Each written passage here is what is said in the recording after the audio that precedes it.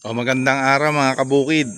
Nandito ako ngayon sa Gabundok na organic matter no?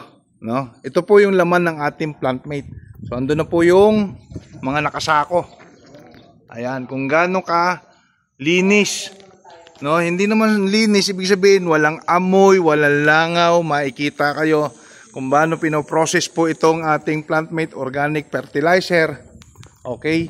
So kasama ko po yung team ko. Ayan, nandun sila, nag-uusap-usap sila. And then nandito tayo, samantalahin natin yung pagkakataon. Ito po yung pinoproseso, no? Ipot ng manok, waste materials, no, etc. hanggang sa naging powderized na, hanggang sa nandito na po sa sako. So malaking ano po ito, kumpanya. Ayan po yung pangalan niya, Plantmate. Ayan po yung kanyang guaranteed analysis. Wow, grabe. Ito po, kahit papano nabigyan ko kayo ng konting silip dito sa factory, no, ng Plantmate organic fertilizer. Nakakatuwa dahil walang kalangaw-langaw.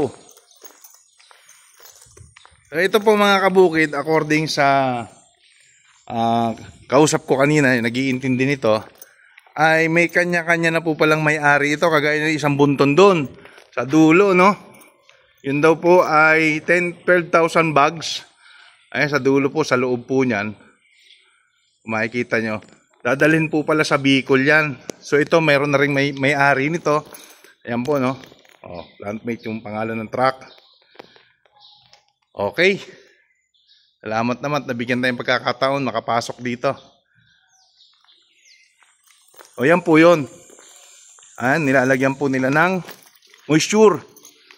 May tubig po na pinaagos, ano? Tapos imimix po nila yan. Ayan, makikita nyo yung sprinkler dyan, umaagos dyan. Tapos imimix po nila yan. At wala akong makausap dito eh. So ganun lang. Kasimple, no? Siguro marami pa silang gagawin ditong mga bago isako. Procedure.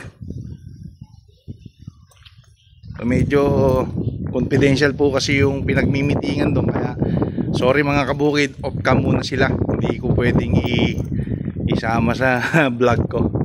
So yun muna, pasilip lang dito sa ating kumpanyang Plantmate